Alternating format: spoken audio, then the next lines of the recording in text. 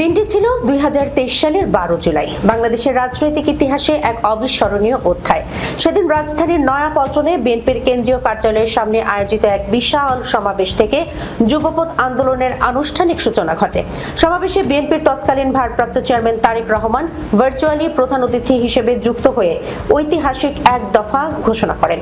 তার সেই বজ্র কণ্ঠের মূল বার্তা ছিল দফা 1, দাবি 1, শেখ হাসিনার পদত্যাগ, স্বৈরাচারী সরকারের পতন ঘটিয়ে গণতন্ত্র পুনরুদ্ধার এবং একটি নির্দলীয় নিরপেক্ষ তত্ত্বাবধায়ক সরকারের অধীনে অবাধ জাতীয় সংসদ নির্বাচনের দাবিতে তিনি দল মত নির্বিশেষে দেশের সর্বস্তরের মানুষকে ঐক্যবদ্ধ হওয়ার আহ্বান জানান।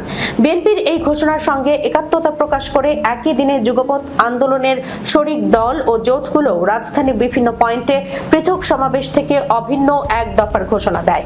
এর মধ্যে গণতন্ত্র মঞ্চ জাতীয় প্রেস ক্লাবের সামনে, 12 দলীয় জোট বিজয়নগর এলাকায়, জাতীয়তাবাদী সমমনা জোট পুরানা পল্টন এলাকায়, গণফোরাম ও পিপলস পার্টি মতিঝিল এলাকায় এবং জামায়াতে ইসলামী সহ অন্যান্য সমমনা দলগুলো স্ব স্ব অবস্থান থেকে রাজপথে নেমে আসে।